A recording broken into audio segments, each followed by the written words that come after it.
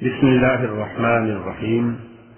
منہج corporation Jeddah برائے production و ڈسٹریبیوشن آپ حضرات کی خدمت میں قصص الانبیاء کا مبارک سلسلہ پیش کرنے کی سعادت حاصل کر رہا ہے۔ اب آپ اس مبارک سلسلے کا چوتھا حلقہ سماعت فرمائیں۔ لیکن اس کو مستعمل طریقہ استعمال سے، کثرت استعمال سے، کیونکہ یہ بازاری عربی ہے نا، عربی فصحا جو ہے اس کا تو کوئی مقابلہ نہیں ہے، وہ تو قرآن کی لغت ہے۔ لیکن ایک لغت وہ ہوتی ہے کہ جو بازاری کہلاتی ہے، کہ ہر وقت استعمال ہونے والی، تو اس میں ان الفاظ کا استعمال ہو جاتا ہے، لفظ اور اسی طرح شکشوکا، اور حالانکہ کیا شکشوکا سے کیا تعلق ہے، ابھی لغت ایسی سے کوئی سوال ہی پیدا نہیں ہوتا۔ یہ چاہے تو انگلش کو بھی اب نیشنل اور اس کو نیشیو نال کر دیں گے تو عربی ہو جائے گا، بیٹا کو تویو دار لکھ دیں گے تو عربی بن جائے گا۔ ان کی مرضی ہے، انگریزی پر بھی کرتے ہیں، جرمنی پر بھی کرتے ہیں، مرضی ہے، دو لوگ ہیں۔ اسی لیے کسی نے پوچھا تھا نا کہ شیر کو دیکھا ہے شہزادی نے، تو بادشاہ سے پوچھا اپنے والد سے کہ ابا جان یہ بچہ دیتا ہے یا انڈا؟ اور نے کہا زور والا جانور ہے، جو مرضی ہے دے دے، اس کی تو مرضی ہے جو چاہے۔ اچھا، ویسے بھی اللہ نے لغت عرب میں، یہ بات میں نے مذاق میں نہیں کہی، اصل میں اللہ کی رحمت ہوتی ہے کہ بعض اوقات مزاح جو ہے نا، مزاح بھی علمی ہوتے ہیں۔ تو عرب کی زبان میں، لغت میں اللہ نے اتنی طاقت رکھی ہے کہ شام کے لفظ آئے، حبشہ کے لفظ آئے، لیکن جب عربوں نے اس کو استعمال کیا تو عربا، وہ عربی ہو گیا۔ یعنی عرب زبان میں اتنی قوت ہے، اتنی طاقت ہے کہ بہت سارے لفظ جو ہیں، مثلا میڈیا، یہ حبشے کا لفظ تھا، اصل میں میڈیا کہتے ہیں چھری کو جس سے آپ کاٹتے ہیں۔ اچھا، اسی طرح کئی لفظ آئے تھے باہر، اور لیکن جب وہ عربوں نے استعمال کیے تو اس کو اہل لغت کہتے ہیں کہ لفظ تو اجمی تھا لیکن عربی بن گیا، عربوں نے استعمال کیا تو خلاص اجمیت ختم ہو گیا، وہ عربی ہو۔ کہ اس لغت میں زور ہے، اس میں طاقت، اور کیوں نہ طاقت ہو، اللہ کا کلام عربی میں ہے، حضور پاک عربی ہیں، اور مرنے کے بعد تو برزخ سے ہی عربی شروع ہو جائے گی، من رب کو کما دین و کما سکول کی اتحاد رجل عربی، سب عربی بولیں گے، اب چاہے نہ بولو، وہاں ٹھنڈے سے بولنی پڑے گی۔ اور جنت میں بھی عربی ہوگی، وہاں تو آپ کی انگریزی شنگریزی چلے گی نہیں، اینی ورڈ آرڈر تو انشاءاللہ یہیں جلدی بہت اپنی مر جائیں گے، وہاں تو پھر وہی ایک ہی آرڈر چلنا ہے، اسی کا حکم و اطاعت۔ تو اب جناب یہ ارم بھی کہلاتے تھے اور عاد بھی کہلاتے تھے۔ اچھا، ارم کے بارے میں ایک بڑا تاریخی لطیفہ مشہور ہے، وہ کہتے ہیں کہ ارم جو ہے ایک ایسا شہر تھا جو جس کی دیواریں سونے چاندی کی تھیں، اور جس میں یہ تھا، اور وہ یعنی مدینۃ متنقلۃ، کہ وہ کہتے ہیں کہ ارم جو ہے وہ ایک ایسا شہر تھا کہ 10 سال تو ادھر ہے، 10 سال کے بعد جب کسی دوسری جگہ چلا جاتا تھا، لیکن یہ جھوٹی روایات، اصل میں اس کی حقیقت ایسا کہا کیوں گیا، یوں سمجھے وجہ کیا ہے؟ کیونکہ کوئی جھوٹ نہیں بنتا، اس کا کچھ نہ کچھ ہوتا ہے۔ یہ الگ بات ہے کہ ہمیں ایک پھل مل جائے تو ہم کا باس کو بنا لیں، لیکن پہلے پھل تو آخر ملے گا، کچھ نہ کچھ تو ملے گا۔ اس کی وجہ یہ تھی کہ قرآن خود کہتا ہے نا کہ یہ لوگ جو تھے، یہ ارم جو تھے، یہ ذات العماد، یہ خیموں میں رہنے والے تھے۔ اچھا، اور دوسری جگہ قرآن کہتا ہے کہ ان کے بڑے بڑے محل تھے، اور یہ میں نے آپ غرض کیا نا، بڑی ترقی یافتہ قوم تھی، سڑکیں، شوارے، اور اس کے بعد جناب مسانع، اور پھر جناب پانی کے سپلائی کے انتظامات، کے محل جو ہے پہاڑ پر ہے، اور نیچے سے پانی ٹھیک اوپر پہنچ رہا ہے۔ اللہ تبارک و تعالیٰ نے قرآن میں باقاعدہ ذکر کیا ہے کہ تم ایسے ایسے مسانے بنا رہے ہو، لعلکم تخلدون، کہ تم سمجھتے ہو کہ ہم ہمیشہ دنیا میں رہیں گے، اسی لیے تم کی چیزیں بنا رہے ہو۔ وَإِذَا بَطَشْتُمْ جَبَّارِينَ، اور بڑی جباروں کاٹ ہاتھ پکڑتا، اسی آدم علیہ السلام کے قد پہ چلے آ رہے، اور انہوں نے کیا کیا تھا کہ پہاڑوں میں اپنے گھر بنائے تھے، اور سہول وادیاں جو ہیں اس وادیوں میں وہ خیمے لگاتے تھے، اور وہ خیمے جو تھے وہ بھی ایسی چیز تھی کہ جن کا ذکر قرآن نے کیا، عام خیمے نہیں تھے، ان کے لیے پھر سڑکیں بن جاتی اور مارکیٹیں بن جاتی. یہی وجہ ہوتی تھی کہ جب باہر کے قبائل آتے وہ دیکھتے کہ یار یہاں پہ شہر آباد ہے. اچھا دوسرے دفعہ جو آتے 5 سال کے بعد وہ خیر اس طرف لگ گئے, ادھر شہر آباد ہو گیا. انہوں نے کہا ہاں معلوم یہی ہوتا ہے کہ شہر جو ہے یہ کرتا رہتا ہے, کبھی ادھر ہو جاتا ہے کبھی ادھر ہو جاتا ہے. اصل وجہ اس کی تھی. اور وہاں بڑے بڑے پہاڑ بھی تھے, احقاف کہتے ہیں ریمال یعنی ریت کے پہاڑ بھی. اور قوم جو ہے اتنی ہزارہ کے بعد, اتنی تمدن کے بعد اور خوبصورتی اور قوت میں جس کو اللہ نے قرآن میں کہا ہے کہ وَاذْكُرُوا إِذْ جَعَلَكُمْ خُلَفَاءَ مِنْ بَعْدِ قَوْمِ نُوحٍ وَزَادَكُمْ فِي الْخَلْقِ بَسْطَةً. اللہ نے فرمایا یاد کرو میری نعمت, پہلے تمہیں نوح کے بعد بنایا ہے, نوح کے بعد تمہیں خلیفہ بنا کے زمین میں آباد کیا, اور تمہیں ہم نے ایسی تخلیق دی, اتنی قوت دی, ایسے خوبصورت جسم دیے, ایسے سفید رنگ دیے کہ لوگ دیکھ کے قوم ہاتھ کو حیران ہو جاتے تھے کہ ہاں کی قوم. لیکن جب وہ بت پرستی میں مبتلا ہوئے تو اللہ کی رحمت جوش میں آئی. جب قومیں گمراہی کے غار میں گر جاتی ہیں, جب ظلمات شرک میں قومیں ڈوب جاتی ہیں تو پھر اللہ کی رحمت بھی جوش میں آتی ہے. جیسے زمینیں مردہ ہو جاتی ہیں تو اللہ بارش برساتے ہیں, اور جب دل مردہ ہو جاتے ہیں تو اللہ اپنے پائی کی بارش کرتے ہیں اور نبیوں کو دکھائیں. کیونکہ زمینوں کی آبادی کا تعلق پانی کے ساتھ ہے, اور دلوں کی آبادی کا تعلق جو ہے وہ ایمان اور اللہ کے پائی. کیونکہ روح جو ہے وہ امر ربی ہے, اور اس کی غذا بھی امر ربی ہو سکتی ہے, اور کوئی چیز اس کی غذا بن نہیں سکتی, اس کو کوئی چیز کیسے زندہ رکھے. تو حضرت ہود علیہ السلام تشریف لائے اور انہوں نے اپنی قوم کو دعوت دی. قال یا قوم اعبدوا اللہ ما لکم من الہ غیرہ افلا تتقون. حضرت ہود علیہ السلام نے دعوت دی کہ اے میری قوم, یہ طرز تخاطب ہے انبیاء, حالانکہ وہ کافر ہے, لیکن ان کو یہ نہیں کہا گیا کافرو اے بت پرستو. اس میں دعوت انبیاء کا ایک اسلوب ہے کہ جب دعوت دیں آپ تو موعظہ اور حکمت کے ساتھ دعوت دیں, تاکہ دوسرے کو, اگر آپ نے پہلے ہی کہہ دیا کہ کافروں میری بات سنو, کیا مطلب میری بات کیوں سنے, حالانکہ اللہ کے نبی ہیں پیغمبر, لیکن کہتے کیا ہے کہ قال یا قوم اعبدوا اللہ, اے قوم اللہ کی عبادت, ما لکم من الہ غیرہ, جس کے سوا کوئی معبود برحق نہیں. افلا تتقون, کیا تم اللہ سے نہیں ڈرتے جس خدا نے تمہیں اتنی عقل دی, اتنی طاقت دی, قوت دی, ہزارہ دیا, محل دیے, تم اس کو چھوڑ کے ان بتوں کی عبادت میں پڑے. تو کس سے انبیاء علیہم السلام سے ہمیں جو سب سے بڑا سبق ملتا ہے وہ یہ سمجھے کہ اللہ نے آخریت اس سے کیوں دیا.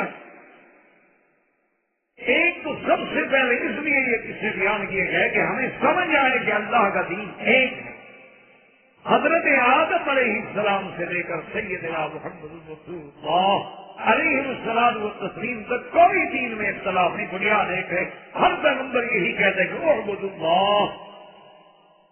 اسی لیے قرآن کہتے ہیں وما ارسلنا من رسول, ہم نے کوئی پیغمبر کوئی رسول نہیں بھیجا الا نوحی الیہ, مگر کہ اس کو یہ وحی کی کہ انہ لا الہ, کوئی معبود کرا مگر اللہ. یہی دعوت قوم نے نوح علیہ السلام نے قوم کو کیا دعوت دی تھی, یہی کہا تھا قال یا قوم اعبدوا اللہ ما لکم من الہ غیرہ انی اخاف علیکم عذاب یوم عظیم. اور یہی وہ دعوت ہے جو حضرت کوئی فرق. اور اصل توحید توحید الوہیت ہے. توحید الوہیت نہ ہو تو باقی تو پھر ایمان ہے ہی نہیں. یہ توحید نہیں ہوتی کہ ہم اللہ کو مانتے ہیں, خدا کو مانتے ہیں, خدا رازق ہے, خدا روزی دیتا ہے, خدا نے ہمیں پیدا کیا ہے, وہی مارتا ہے, وہی جلاتا ہے. یہ توحید ربوبیت, اس سے کام نہیں بنتا. اصل جس پہ انبیاء علیہ السلام نے تکلیفیں برداشت کی وہ توحید الوہیت ہے کہ عبادت کے لائق صرف وہی ہے، اس کے سوا کسی کی عبادت جائز نہیں۔ اب جو چیز بھی عبادت بنے گی اس کا حقدار صرف اللہ ہے۔ اب اگر اللہ کے سوا وہ کسی غیر کے لیے استعمال کریں گے تو آپ مثلاً یوں سمجھے کہ دعا کیا ہے؟ عبادت۔ تو جب آپ اللہ کے سوا کسی غیر سے پکاریں گے پھر ہو جائے۔ نماز، رکوع، سجود، قربانی، صدقہ، خیرات، نظر، نیاز، منت، سب عبادت۔ جب کسی غیر کا نام آئے گا تو شرک۔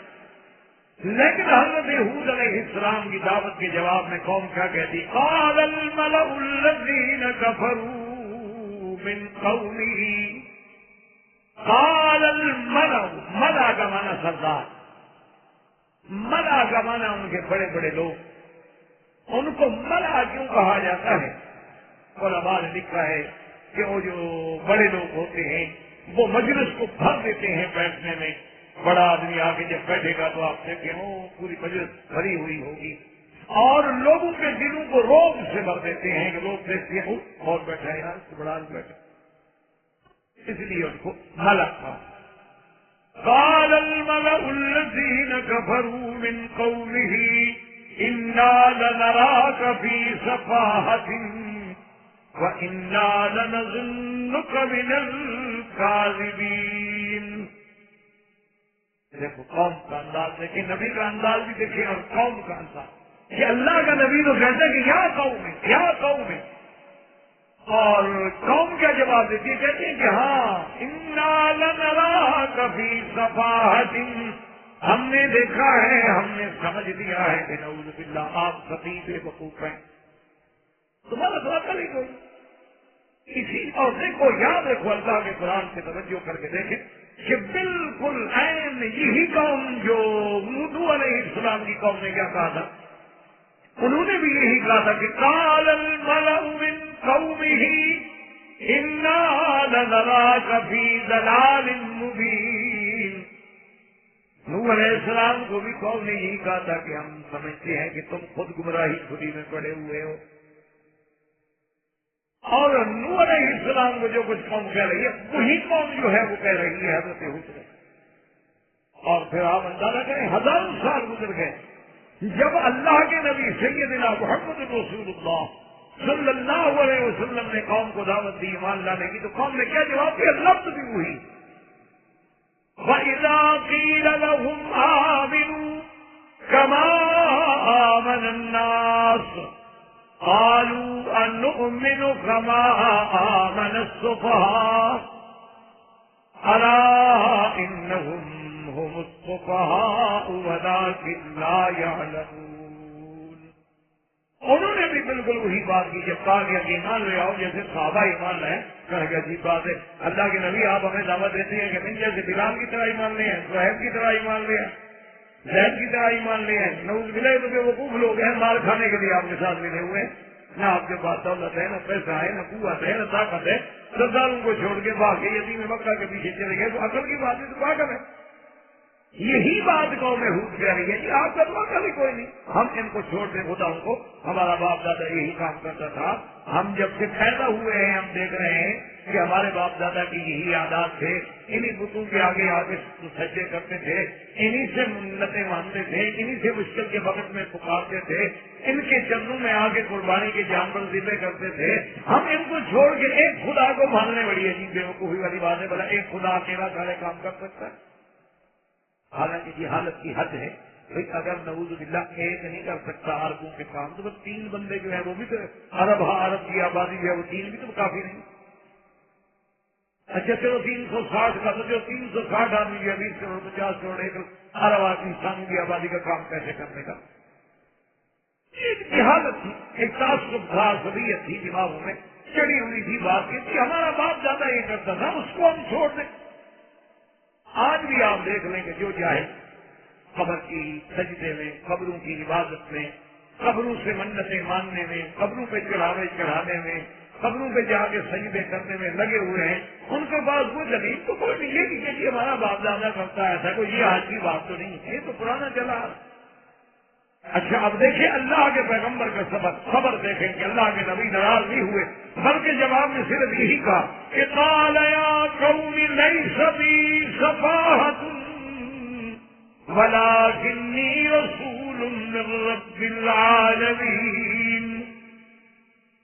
کیا بیوقوفی کا، میں بیوقوف ہوں؟ میں تمہیں جہنم سے نکالنا چاہتا ہوں، میں تمہیں بندوں کی اور بتوں کی عبادت سے نکال کے اس وحدہ لا شریک کے دروازے پہ لانا چاہتا ہوں، اور میں تمہارا خیر خواہ ہوں، تمہیں نصیحت کرنا چاہتا ہوں، تمہیں ہدایت کرنا چاہتا ہوں، تمہاری بہتری کے لیے تمہیں بلانا چاہتا ہوں۔ اور پھر تم اللہ کی نعمتوں کو یاد کرو، اللہ نے تمہیں اتنا بڑی طاقت دی ہے، صحت دی ہے، دولت دی ہے، اللہ نے تمہیں سمجھ دی ہے، ان سب چیزوں کا شکر یہ ہے کہ خدا کو چھوڑ کے غیروں کی عبادت کرو۔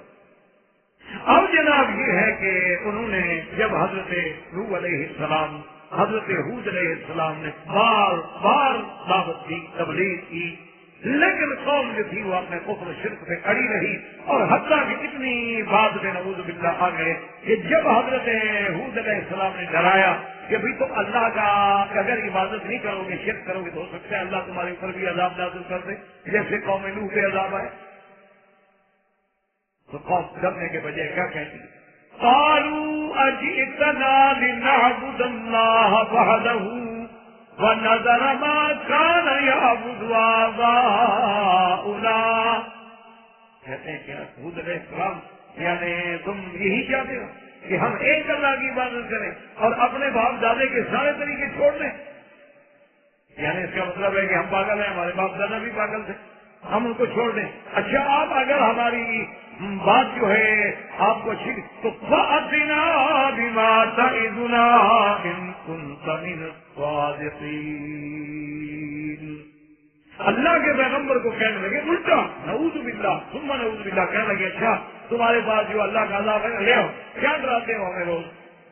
اب پیغمبر نصیحت کر رہا ہے اور قوم آخری حد پہ پہنچ، یعنی انکار کی بھی کوئی حد ہوتی۔ اس لیے اللہ کے قرآن نے کئی مقامات پر اس واقعے کو ذکر فرمایا ہے کہ پھر قوم عاد پہ عذاب کیا آیا، اللہ تبارک و تعالی نے ہوا، اسی کو قرآن نے دوسرے مقام میں فرمایا وَأَمَّا عَادٌ فَأُهْلِكُوا بِرِيحٍ صَرْصَرٍ عَاتِيَةٍ سَخَّرَهَا عَلَيْهِمْ 7 لَيَالٍ وَثَمَانِيَةَ أَيَّامٍ حُسُومًا فَتَرَى الْقَوْمَ فِيهَا صَرْعَىٰ كَأَنَّهُمْ أَعْجَازُ نَخْلٍ خَاوِيَةٍ فَهَلْ تَرَىٰ لَهُم مِّن بَاقِيَةٍ۔ اور دوسرے مقام پہ قرآن فرماتا ہے اِنَّا أَرْسَلْنَا عَلَيْهِمْ رِيحًا صَرْصَرًا فِي يَوْمِ نَحْسٍ مُسْتَمِرٍّ۔ اللہ نے فرمایا کہ پھر ہم نے ہوا، اور دوسرے مقام پہ اللہ تبارک و تعالیٰ نے قرآن مقدس کے کئی مقامات سے ذکر فرمایا ہے کہ وہ ہوا جو ہم نے بھیجی تھی وہ ہوا کیسی؟ فرماتے اِنَّا أَرْسَلْنَا عَلَيْهِمْ رِيحًا عَقِيمًا، ایسی ہوا کہ جس میں کوئی چیز نہیں پیدا کرنے والی، جیسے حکیم عورت کہتے ہیں جو کچھ بچہ پیدا نہ کرے، یعنی جس سے کوئی پیدا نہ ہو، نقصان ہی نقصان۔ اور اس صفت ہوا کی کیا تھی؟ فرماتے ہیں مَا تَذَرُ مِن شَيْءٍ أَتَتْ عَلَيْهِ إِلَّا جَعَلَتْهُ كَالرَّمِيمِ۔ اور وہ ہوا ایسی سخت کہ جس چیز پہ بھی گزرتی تھی نا اس کو کچل کے توڑ پھوڑ کے بالکل ریت کے دبوں کی طرح بنا، ایسی ہوا آئی، اور ہوا بھی ایک دن نہیں، 2 دن نہیں، سخر علیہم 7 لیال، 7 راتیں اور 8 دن متواتر ہوا۔ اور پتہ ہے وہ ہوا کیسی تھی؟ اللہ تبارک و تعالیٰ رحمت فرمایا، حضور پاک فرماتے ہیں کہ ہوا کے جو اللہ کے خزانے ہیں موضع الخاتم، جیسے انگوٹھی کا یہ کتنا ہلکا ہے، اللہ نے صرف اتنی ہلکا کھولا ہوا کا، بس یہ نہیں کہ پوری ہوا کھول دی گئی ہو، صرف اتنی فرمایا کہ موضع الخاتم، اتنی جگہ کھولی گئی ہوا کی۔ اور وہ ہوا جب آئی تو ان نے کیا کیا کہ ان کے تو بڑے بڑے محل تھے نا جی، اور انہوں نے یہ کوشش کی کہ بھی اپنے آپ کو پتھروں سے باندھ دو، ایک دوسرے سے اپنے آپ کو جکڑ لو تاکہ ہوا کی تیزی جو ہے ہمیں اٹھا نہ سکے، لیکن وہ ہوا نیچے سے اٹھاتی تھی، آسمانوں کی طرف لے کے پھر سر کے بل پٹکتی تھی اور ریزا ریزا کر دیتی تھی۔ اس لیے قرآن کہتا ہے کہ ایسے پڑے ہوئے تھے جیسے کھجوروں کے ٹنڈ پڑے ہوئے ہوتے ہیں، کھجوروں کو کاٹ کے لمبے کرتے اور کھڑے ہیں کہ ہو۔ اور خدا کی شان دیکھیں کہ اللہ تبارک و تعالیٰ ہود علیہ السلام اور ان کے ساتھ جو ایمان لانے والے لوگ تھے کہ حضیرت، ایک حضیرہ میں جیسے یوں سمجھ لیں کہ ایک احاطے کے اندر تھے جانور، مرد، عورتیں، حضرت ہود علیہ السلام عبادت کر رہے ہیں، نمازیں پڑھ رہے ہیں، اور ان کو ٹھنڈی ہوا لگ رہی، کچھ بھی ان کے لیے کچھ بھی ان کو پتہ ہی نہیں یہ کیا ہے، ان کو محسوس ہی نہیں ہو۔ اسی لیے حضور پاک صلی اللہ علیہ وسلم نے بھی فرمایا کہ نصرت بالسما وأهلكت عاد بالسبو۔ حضور نے فرمایا کہ اللہ نے میری مدد جو کی ہے وہ باد سبا سے کی ہے، اور قوم عاد پر اللہ تبارک و تعالیٰ نے زبور ہوا بھیجی تھی جس کی وجہ سے وہ ہلاک و تباہ ہو گئے۔ اور یاد رکھیں کہ دراصل حقیقت میں ہوائیں جو ہے وہ 8 قسم کی ہیں، اللہ نے 8 قسم کی ہوائیں پیدا فرمائی ہیں جن میں 4 رحمت کے لیے ہیں اور 4 عذاب۔ مختلف ہواؤں کے انواع و اقسام ہیں اللہ تبارک۔ تو اللہ تبارک و تعالیٰ نے یہاں بھی فرمایا کہ جب اللہ کا عذاب آیا تو فَأَنْجَيْنَاهُ وَالَّذِينَ مَعَهُ بِرَحْمَةٍ مِنَّا وَقَطَعْنَا دَابِرَ الَّذِينَ كَذَّبُوا بِآيَاتِنَا وَمَا كَانُوا مُؤْمِنِينَ۔ اللہ پاک فرماتے ہیں کہ جب ہمارا عذاب آیا تو ہم نے حضرت ہود علیہ السلام کو بچا لیا، جو لوگ ان کے ساتھ ایمان لائے تھے ان کو بھی ہم نے بچا لیا، اور وَقَطَعْنَا دَابِرَ الَّذِينَ كَذَّبُوا بِآيَاتِنَا، اور جن لوگوں نے ہماری آیات کو جھٹلایا، ہمارے پیغمبر کو جھٹلایا، ہماری توحید کو جھٹلایا، ہم نے ان کو کاٹ کے رکھ دیا، ایک نام تک باقی نہیں رہا۔ اگر اللہ کا قرآن ان کا ذکر نہ کرتا تو کون جانتا تھا کہ قوم عاد کون ہے؟ اس کے بعد پھر حضرت ہود علیہ السلام کے بارے میں مختلف اقوال ہیں۔ بعض علماء یہ فرماتے ہیں کہ حضرت ہود میں ہی موت آئی اور وہی دفن ہوئی، اور بعض علماء فرماتے ہیں کہ آپ دمشق کی طرف تشریف لے گئے اور وہاں ہوئے، وہاں دفن ہوئے۔ اور بعض روایات میں یہ بھی ہے کہ ہود علیہ السلام نے بھی ہاجر الی الحرم، حرم کی طرف ہجرت فرمائی، مکے کی طرف تشریف لائے اور حرم میں فوت ہو گئے اور کسی جگہ دفن ہو گئے۔ کیونکہ انبیاء علیہ السلام جتنے سابقہ گزرے ہیں ان میں سے بھی اکثر کی تمنا اور خواہش یہ ہوتی تھی کہ بھئی اب آخری زندگی کے ایام ہیں تو مکے مدینے میں گزر جائیں۔ اس لیے بہت سارے انبیاء کے بارے میں بھی یہ ذکر آیا ہے، لیکن ان کی قبروں کی موقع کی اور موضع کی تعین جو ہے وہ کسی صحیح روایت میں نہیں ملتی کہ کس جگہ ہے، کیونکہ ہزاروں سال بھی۔ تو اب حضرت ہود علیہ السلام کے بعد اور قوم عاد کی ہلاکت کے بعد ان کے قبیلے میں سے ایک قوم تھی قوم ثمود، اور یہ قوم بھی بڑی عجیب قوم تھی، ان کو بھی اللہ نے بڑی قوت دی، بڑی طاقت دی، بڑا حسن دیا، بڑا جمال دی۔ اور یہ جن کے بارے میں اللہ تبارک و تعالیٰ نے قرآن پاک میں بڑی تفصیل سے ذکر کر دیا، ان کا ذکر بھی تقریباً 26 مقامات۔ اور اسی میں ایک بات یہ بھی یاد رکھیں کہ جب قوم عاد میں عذاب آیا تھا نا 8 راتیں 8 دن، تو بعض روایات میں ہے کہ اس عذاب کی ابتدا جو ہے منگل کے دن ہوئی تھی، اور بعض روایات میں ہے کہ اس کی ابتدا جو ہے وہ بدھ کے دن ہوئی تھی۔ اسی لیے آج تک بعض لوگ جو ہے نا منگل اور بدھ کو منحوس سمجھتے ہیں، کہتے ہیں قرآن میں ایام النحسات، قرآن کہتا ہے کہ فی یوم النحر، تو حالانکہ یاد رکھیں یہ بات غلط، یہ جہالت کی بات ہے۔ آج کل بھی بہت سارے لوگ ہمارے ہاں ضعیف العقیدہ لوگ جو ہیں وہ منگل اور بدھ کو سفر تک نہیں نکلتے، وہ کہتے ہیں منگل اور بدھ کے دن بھی ہم نہیں نکلیں گے، گھر سے سفر نہیں کریں گے منحوس دن ہے، اور اس دن اگر نکلو تو بس سفر نہیں رہو گے۔ یہ عام لوگوں میں مشہور ہے، اگر بدھ کے دن بارش آ جائے کریں گے جی بس یہ گلے پڑ گئے، یہ تو اب نہیں چھوڑے، یہ تو اگلے بدھ تک جائے۔ یہ جہالت پہلی بات تو یہ ہے کہ اللہ فرماتے ہیں کہ ان سے عذاب ایک دن نہیں رہا، 8 دن رہا، پھر تو 8 کے 8 دن ہی منحوس ہوئے، پھر منگل بدھ کیوں ہوا؟ عذاب ہی 8 دن ہوا ہے، ایک دن تو ہوا نہیں جب ہم کہتے ہیں منگل یا بدھ منحوس ہے۔ پھر تو 8 کے 8 دن منحوس ہو گئے، جان چھوڑائے 8 دن ہی کام نہ کریں، کس طرح ختم کریں۔ اور دوسری بات یہ ہے کہ منحوس جو تھے وہ ان پر تھے یا مسلمانوں پر تھے؟ یعنی جن پہ عذاب آیا ان کے لیے منحوس تھے، اور ہمارے لیے یہ حضرت ہود کے لیے تو مبارک تھے نا کہ دشمن مر گیا۔ تو یہ تو نحوست ان کے لیے تھی، ہمارے لیے تو باعث برکت تھی وہ بات۔ لیکن جو چیز کافروں کے لیے منحوس ہو تم اپنے لیے بھی منحوس سمجھو تو سمجھو پھر کس کی اتباع کر رہے ہو۔ اس لیے یہ عقیدے رکھنا جو ہے غلط بات۔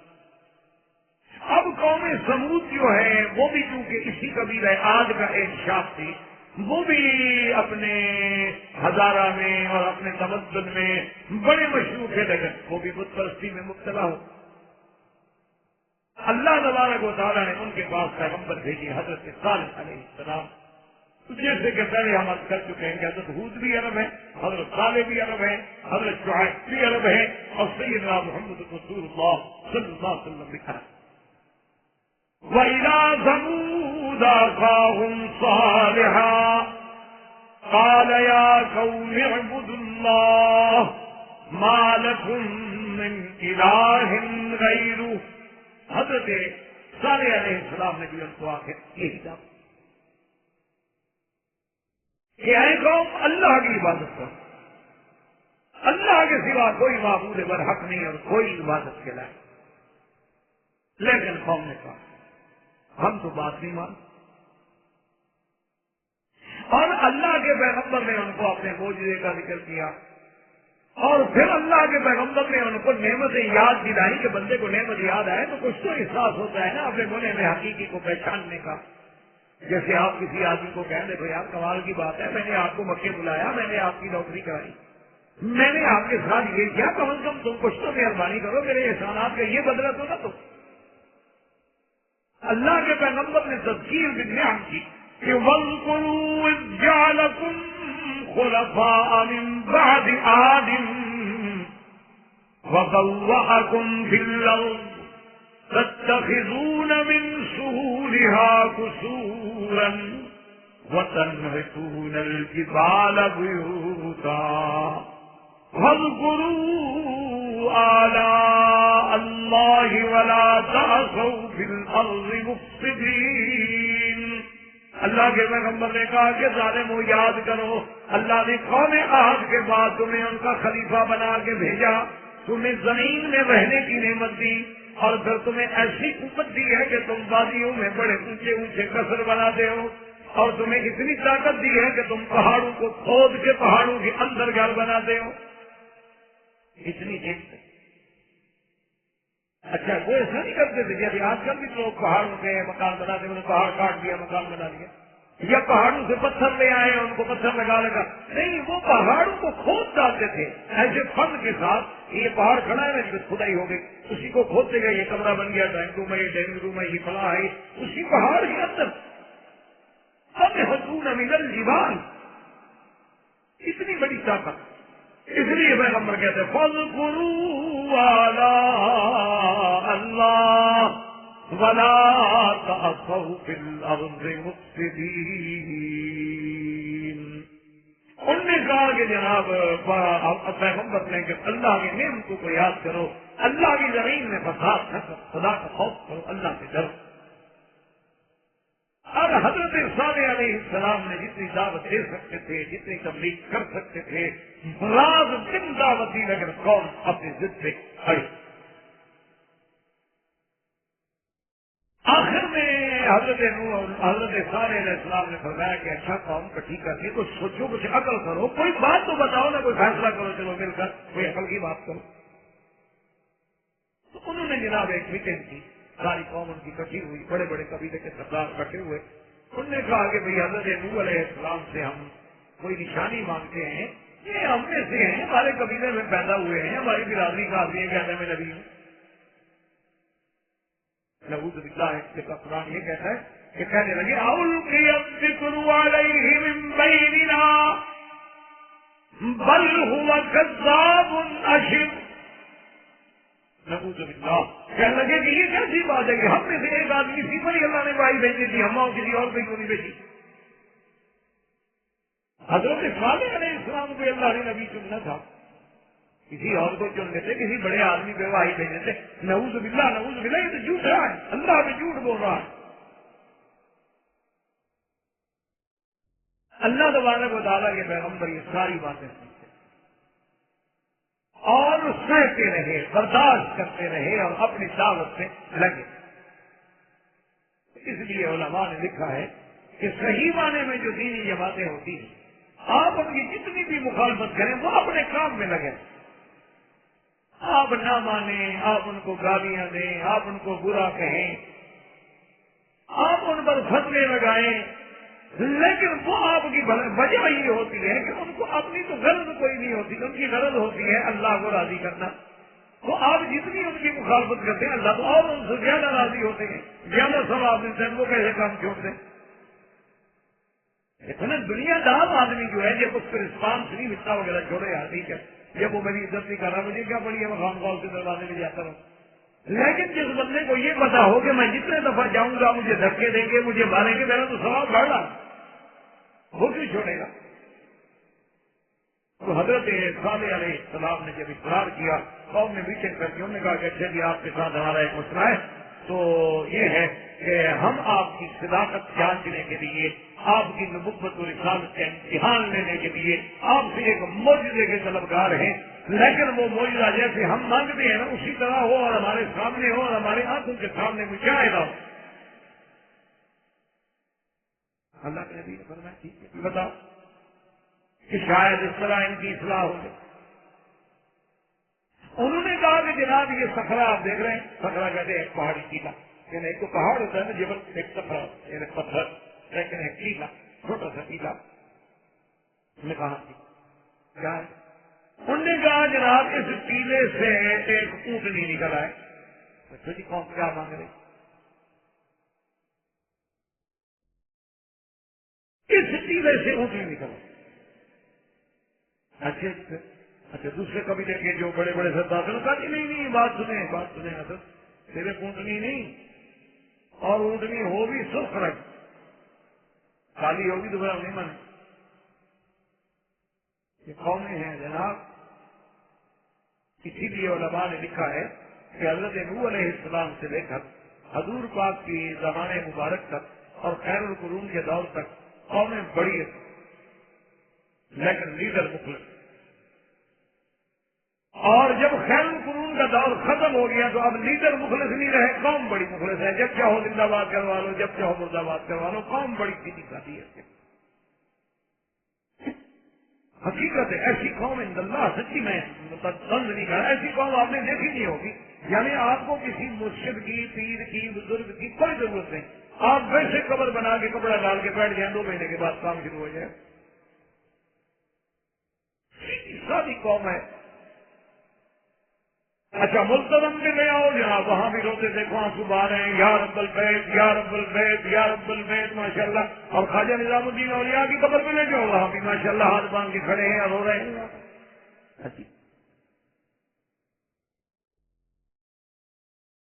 پہلے قوم اتنی شدید تھی، انہوں نے کہا کہ اس صخرہ سے اونٹنی نکلے، دوسرے نے کہا کہ جناب اونٹنی سرخ ہو. تیسرا قبیلے کا سردار کھڑا کر نے کہا کہ نہیں صرف سرخ بھی نہ ہو، زخمہ بڑی موٹی. اچھا ایک اور قبیلے کا سردار کھڑا ہو گیا، اس نے کہا جناب صرف موٹی دادی نہ ہو بلکہ 10ویں مہینے کی حاملہ ہو، بس بچہ جننے والی ہو، کیونکہ ہم نے دودھ ہی پینا ہے نا، دوسرے کو نہیں دیکھنی تھوڑی ہے.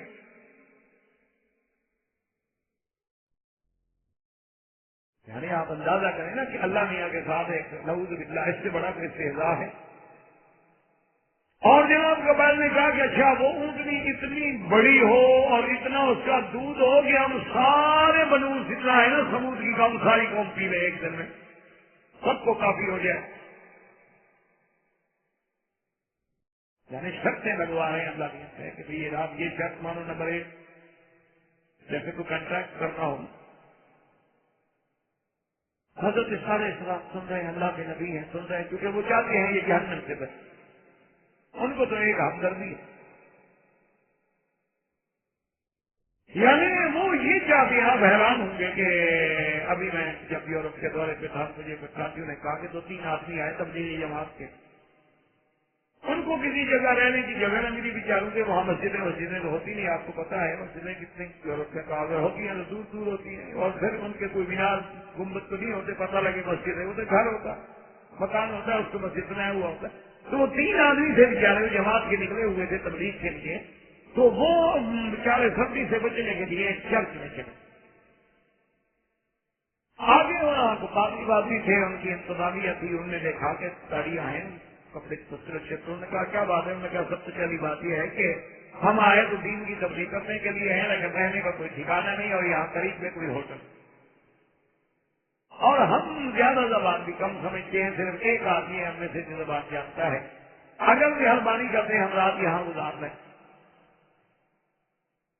انہوں نے کہا کوئی بات نہیں، آپ رات گزاریں، لیکن ایک شرط ہے کہ بھئی ہمارے چرچ میں آپ نے مذہب کی تبلیغ نہیں کرو گے، رہو آرام سے، ہم تمہیں کمرہ دیتے ہیں، جگہ دیتے ہیں، تمہارے کھانے پینے کا بھی کر دیتے ہیں انتظام، لیکن تم یہاں تبلیغ نہیں کرو گے، باہر جا کے جو مرضی ہے کرو.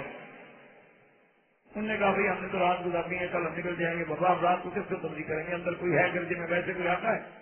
اللہ کا شکر ہے نا، دل خالی پڑے ہوئے ہیں، تبلیغ کس کو کریں گے؟ وہ تو اتوار کے دن کچھ بیوقوف ہوتے ہیں، 2-4% آ جاتے ہیں، ورنہ گرجے میں ہوتا ہے کہ وہ تو لطیفہ بن گیا نا. ایک دفعہ میں نے سب ساتھیوں سے کہا کہ لفظ کو ذرا آرام سے ادا کرو، گر جا. تو ان کا تو مقدر ہی یہ ہے انشاءاللہ، یہ تو اب گر جا، یہ تو گیا. اسی لیے اللہ کی رحمت سے دیکھ رہے ہیں اور مسجدیں بن رہی. خیر بہرحال جناب وہ ٹھہر گئے. وہ جب آئے تو صبح کو پادری کے پاس گیا، انہوں نے کہا جی آپ کی بہت مہربانی کہ ہم نے بڑی آرام سے رات گزاری. اتنی سردی، وہاں اگر کمرہ نہ ہو اور ہیٹنگ کا سسٹم نہ ہو تو بندہ تو مر جائے، فریز ہو جائے. انہوں نے کہا جی آپ کی بہت بڑی مہربانی ہے، ہم آپ کے بڑے شکر گزار ہیں. اور اس نے کہا بھائی تم نے کتنا دن رہنا ہے اس علاقے میں؟ نے کہا ہم نے رہنا تو 3 دن ہے. میں تو 3 دن یہاں رہا. تم باہر جا کے تبلیغ کرو، گشت کرو، تبلیغ کرو، جہاں مرضی آئے جاؤ، جو مرضی آئے کرو، لیکن بس جب یہاں کوئی لوگ آئے ہوئے ہوں نا تو پھر باہر. انہوں نے کہا جی ہم نے کرنی نہیں، ہم باہر جائیں. انہوں نے کہا ٹھیک ہے، 3 دن لگا. اب جناب وہ پادری کو کچھ یعنی ایک تشویش شروع ہو گئی کہ بھائی میں دیکھوں کرتے کیا ہے. اب جناب وہ آئے، دیکھے رات کو کہ تینوں بندے سجدے میں گرے ہوئے ہیں اور رو رہے ہیں بے تحاشا، اور جناب ان کی زبان پہ بار بار پادری کا نام آتا ہے کہ اللہ میاں اس کو جنت بھیج دے، اللہ میاں اس کو جنت دے دے، ہم کو اس میں جگہ دے. اللہ میاں تو بھی تو اس کو جنت میں جگہ دے دے نا، وہ دشمن ہو کے ہمیں جگہ دے رہا ہے، تو مہربان. اب اس نے سنا یہ بار بار میرے نام پر لگے ہوئے ہیں، میرے ساتھ ان کو کیا ہو گیا. وہ جب صبح کی نماز پڑھ کے بیٹھے تو خیر چلا گیا. اس نے پوچھا کیا بات ہے، کیا کہہ رہے تھے؟ انہوں نے کہا تمہاری ہدایت کے لیے دعائیں مانگ رہے تھے. انہوں نے کہا تمہیں میرے ساتھ کیا ہمدردی؟ انہوں نے کہا انسان ہو، ہمارے بھائی ہو، آدم کی اولاد ہو، ہمدردی کیوں نہیں؟ ہمیں تو ہمدردی ہے. انہوں نے کہا اچھا یہاں اور بھی تمہارا کوئی کام ہے؟ اس نے کہا دیکھ لیا تم نے 3 دن، اور کیا کام ہے؟ ہم تو اس لیے نکلے ہوئے ہیں کہ یہ امت جو ہے کسی طرح جہنم سے بچ جائے. یقین کریں کہ 3 دن کے بعد وہ پادری مسلمان ہو گئے. اس نے اپنے پورے خاندان کو اسلام کلمہ پڑھوایا. تو اللہ تبارک و تعالیٰ کی دعوت میں تو برداشت کرنا پڑتا ہے. تو حضرت نوح علیہ السلام نے بھی، حضرت صالح علیہ السلام نے بھی فرمایا کہ ٹھیک ہے کہ آپ نے دعا مانگی، اللہ نے اونٹنی لائی اور حکم ہو گیا کہ ہی نافت اللہ، یہ اللہ کی اونٹنی ہے. کیوں؟ اونٹنی سے تو پیدا نہیں ہوئی نا، شان کن فیکون سے پیدا ہوئی.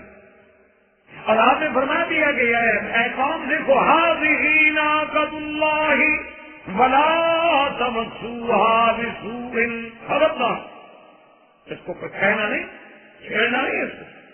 اور یہ بھی دیکھ لو کہ رہا شرب ولکم شرب یوم معلوم، ایک دن پانی جو ہے اونٹنی پیے گی اور ایک دن تم پیو گے. جب اونٹنی پانی پیے گی تم دودھ پیو گے اونٹنی کا. اب جناب جب یہ چند دن چلے اور گزرے تو آپس میں پھر میٹنگ کی. انہوں نے کہا یار یہ تو مسئلہ ہو گیا کہ ہم ایک دن صرف دودھ ہی پیے، پانی پیتے نہیں، اور یار یہ اونٹنی بھی کو عذاب ہے، سارا پانی پی جاتی ہے، یار اس کو ختم. تو اب انہوں نے میٹنگ کی، وکان فی المدینۃ تسعۃ رہط یفسدون فی الارض ولا یصلحون، انہوں نے میٹنگ کی، اور میٹنگ کرنے کے بعد قدار ابن صالح، اس لیے حضور نے فرمایا اشق الناس، سب سے بڑا بدبخت جو تھا نا وہ خدا، اشکل الاولین، پہلی قوم میں سے بڑا بدبخت آدمی، انہوں نے کہا کہ بس اونٹنی کو ختم کر، تو قدار نے اپنے ساتھ ساتھیوں کو بھی ملایا اور بیٹھ گیا راستے میں، اونٹنی جب گزری فاقا روحا، اونٹنی کو زخمی کیا، اس کی کونچے کاٹ ڈالی، پاؤں کے نیچے جو ہڈیاں گری ہیں ان کو کاٹ، اور اس کے بعد اس کے جو پسیلا تھا، بچڑا تھا ساتھ، اس کو بھی مارا، اور جناب اس نے 3 دفعہ آوازیں نکالی کہ پوری کشتی ہل گئی، لیکن ان کو رحم نہیں آیا، اور حتیٰ کہ وہ اونٹنی ذبح ہو کے تڑپتے تڑپتے مر گئی، انہوں نے باقاعدہ گوشت کاٹا اور اس کے بعد جناب کوئی چیزیں پکا کے کھانے لگے۔ حضرت صالح علیہ السلام کو پتہ چلا تو حضرت صالح علیہ السلام آئے، انہوں نے کہا میں نے تمہیں کہا تھا کہ بدبختو یہ نہ کرو، اچھا اب یاد رکھو تمتعوا فی دارکم ثلاثۃ ایام ذالک وعد غیر مکذوب، پھر 3 دن کی تمہیں مہلت ملی ہے، اور یہ اللہ کی طرف سے وعدہ ہے جو کبھی جھوٹا نہیں ہوگا، 3 دن کے بعد تم پر اللہ کا عذاب۔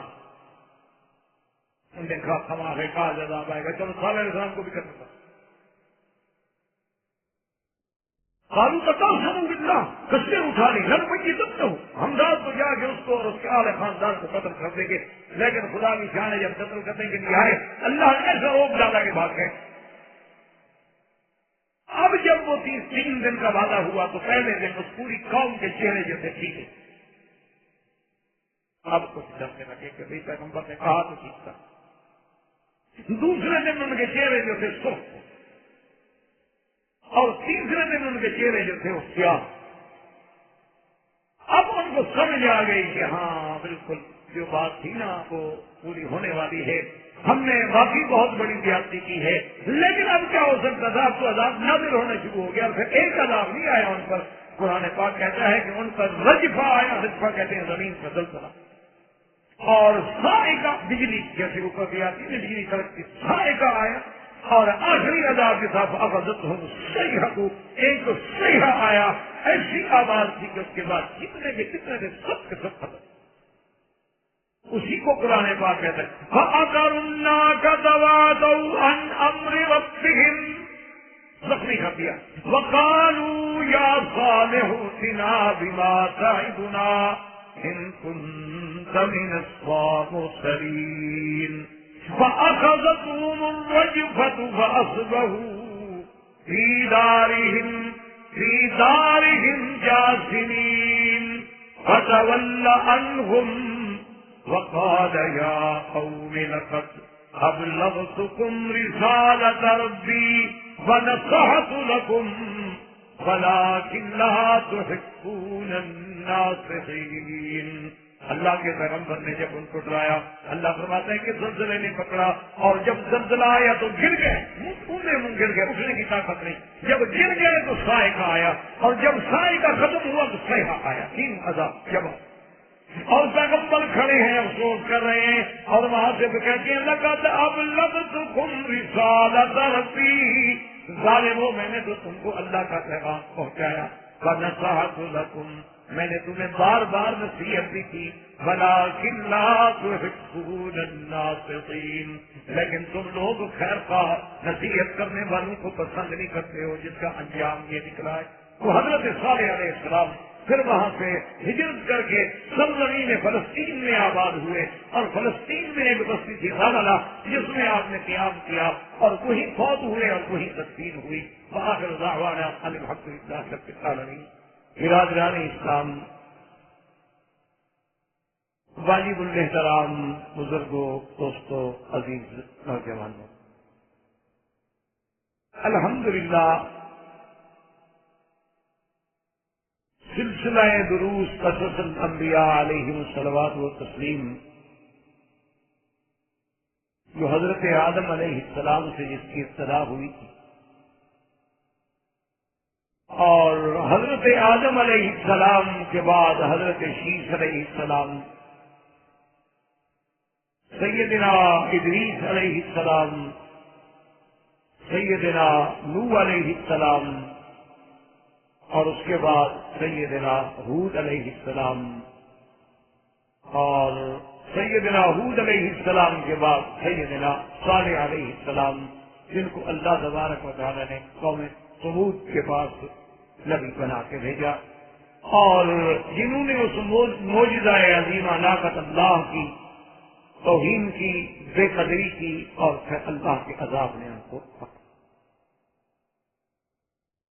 اب حضرت صالح علیہ السلام کے بعد آج ہم اپنے درس میں سیدنا ابراہیم الخلیل علیہ السلام، سیدنا ابراہیم الخلیل علیہ السلام جو ہیں بڑے باعظمت اور اولو العزم اور رفیع الشان پیغمبروں میں ہیں۔ ویسے تو اللہ کا ہر نبی شان والے ہوتے ہیں،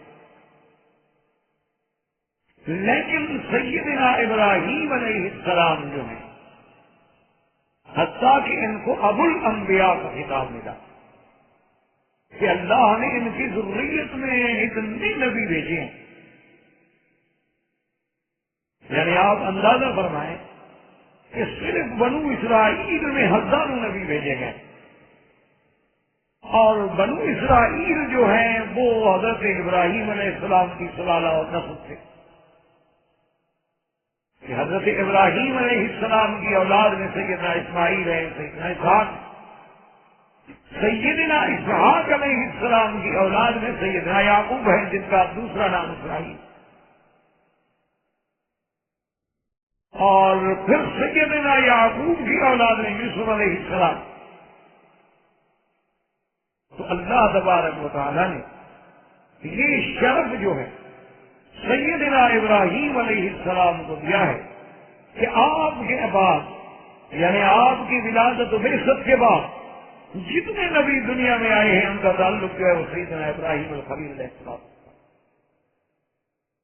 اسی طرح خاتم الانبیاء سرکار دو عالم سیدنا محمد الرسول اللہ صلی اللہ علیہ وسلم بھی ولد ابراہیم، یعنی کتنی بڑی عظمت ہے کہ سیدنا ابراہیم علیہ السلام کی ذریت میں، سیدنا ابراہیم علیہ السلام کے خاندان میں اللہ نے میرے پاک نبی افضل الانبیاء، امام الانبیاء، خاتم الانبیاء والمرسلین کو بھی مبعوث فرمایا۔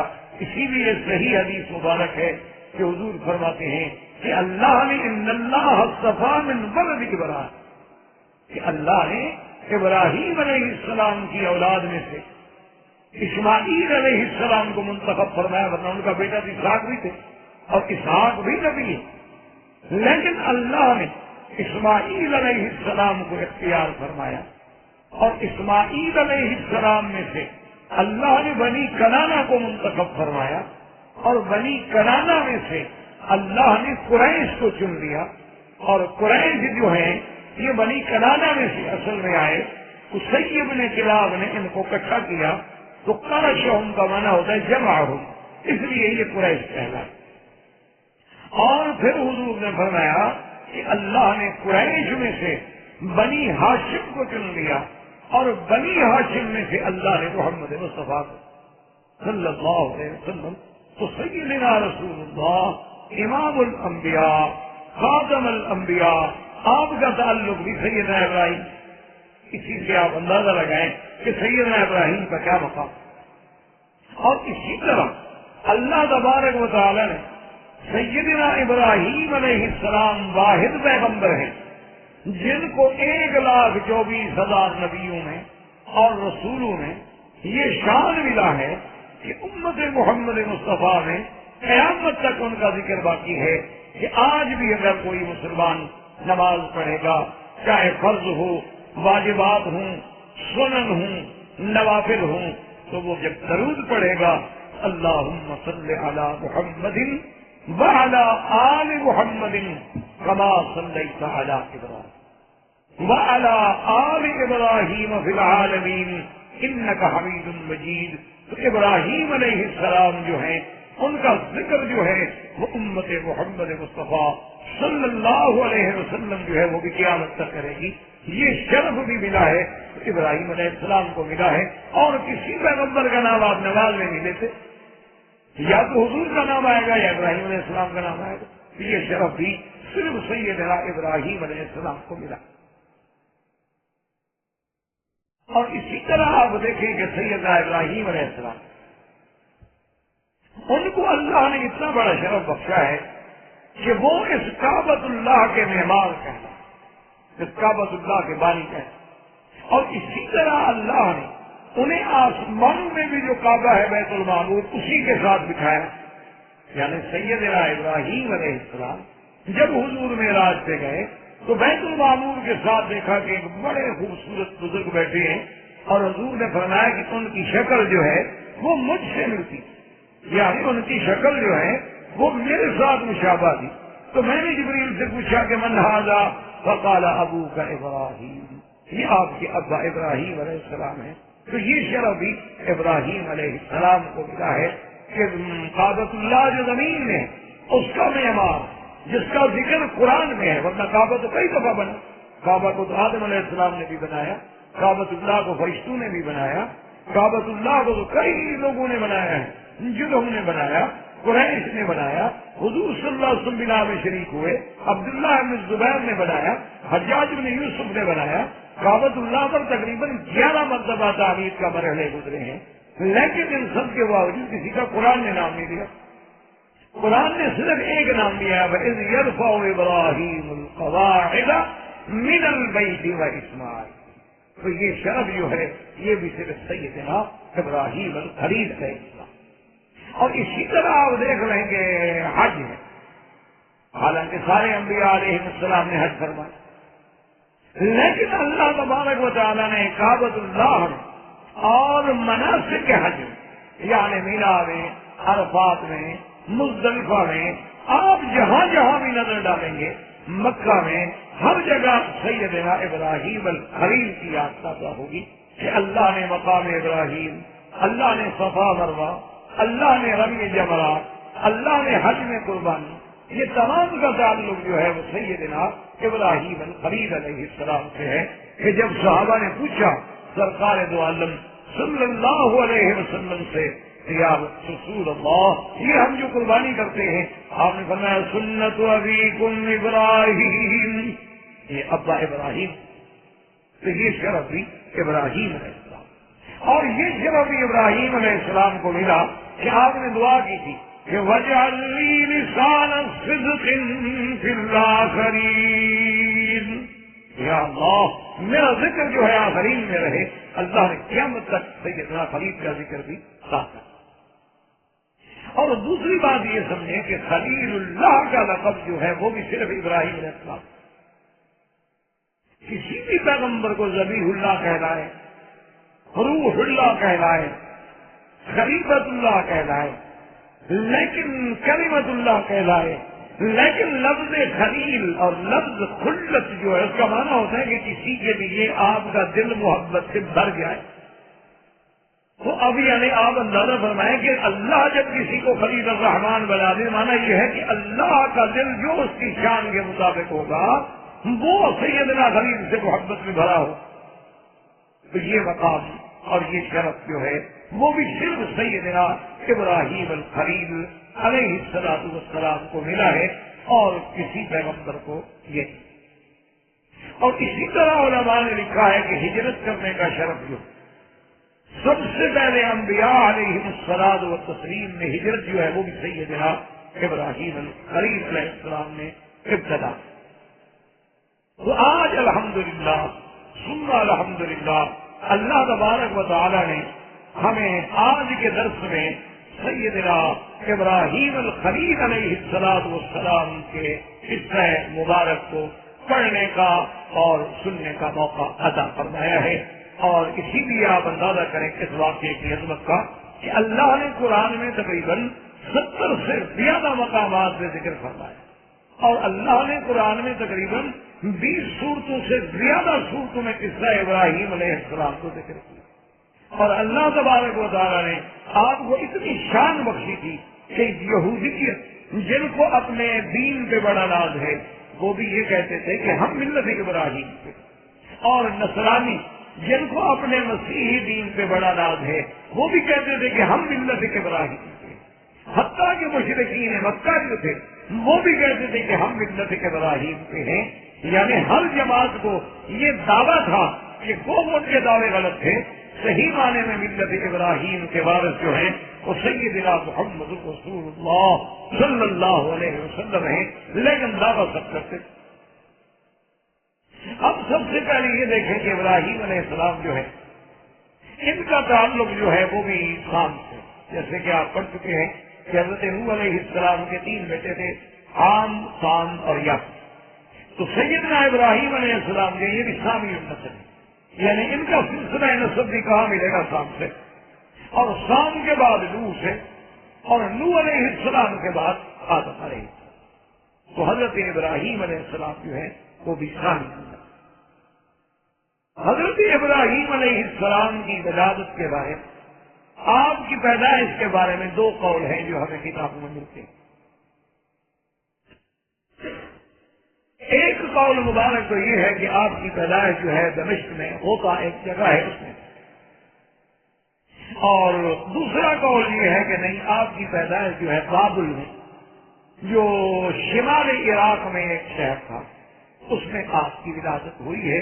اور راجع قول یہی، یعنی علماء کے نزدیک راجع قول یہی ہے کہ آپ کی ولادت جو ہے وہ شمالی عراق میں بابل نامی ایک شہر میں ہوئی، اور آپ آذر کے گھر میں ہیں. اب اس مسئلے میں بھی تھوڑی سی بات سمجھ لیں کہ ابراہیم ابن آذر، اور بعض علماء نے لکھا ہے کہ ابراہیم ابن طارق، اور بعض علماء نے لکھا ہے کہ ابراہیم ابن طارق. اصل میں بات یہ ہے کہ یہ سارے قول ٹھیک ہیں، کوئی بھی غلط نہیں. وجہ یہ ہے کہ ابراہیم علیہ السلام کے والد کا نام تھا طارق. اچھا، بعض آدمی خواہ نہیں بولتے، طارق کہہ دیتے تھے، حالانکہ بات ایک تھی. طارق اور طارق میں بات کچھ نہیں تھی، لیکن بعض آدمی حروف کی ادائیگی میں نقطہ ادا نہیں کرتے. جیسے کہ اب آپ نے دیکھا ہے مصری حضرات جو ہیں تو وہ لفظ جیم جہاں آتا ہے تو وہاں وہ گاف استعمال کرتے، حالانکہ گاف ان کی لغت میں بھی نہیں، یعنی گاف جو ہے وہ لغت عرب میں بھی نہیں، لیکن وہ کہیں گے حق کا کمال. وجہ کیا ہے کہ تلفظ ہے، لہن ہے ایک لوگ. تو بعض علماء نے کہا طارق، بعض علماء نے کہا طارق. یہ دونوں باتیں تھی. اصل میں نام طارق تھا، اور آذر جو ہے وہ لقب. آذر لقب ہونے کی وجہ کیا تھی کہ آذر ایک صنم کا نام تھا. آذر ایک صنم کا نام تھا، وہ کانے یعاذرہ، اور اس بت کی یہ بڑی عبادت کرتے تھے اور اس کی بڑی تشہیر کرتے تھے، یعنی گویا کہ اس کے مجاوروں میں شامل. تو اسی نسبت کے ساتھ ان کو بھی لوگوں نے آذر آذر کہنا شروع کر. اور دوسری بات یہ سمجھیں کہ بعض لوگ اس دور کے بھی، حتیٰ کہ بعض لوگ جنہوں نے قرآن کی تفسیریں لکھی ہیں، یا بعض لوگ جنہوں نے بڑے بڑے مقالات لکھے ہیں یا محاضرات الفاظ کیے ہیں، وہ کبھی کبھی یہ تعبیر بھی کرتے ہیں کہ بھئی آذر ابراہیم علیہ السلام کے والد نہیں تھے بلکہ آپ کے چچا. ان کی وجہ کیا ہے اصل میں کہ جی ہم اتنے بڑے پیغمبر کے باپ کو کیسے کہہ دیں کہ وہ کافر تھا یا جہنمی تھا. تو اس وجہ سے بچنے کے لیے انہوں نے اللہ کے قرآن کے ظاہر کو چھوڑ دیا.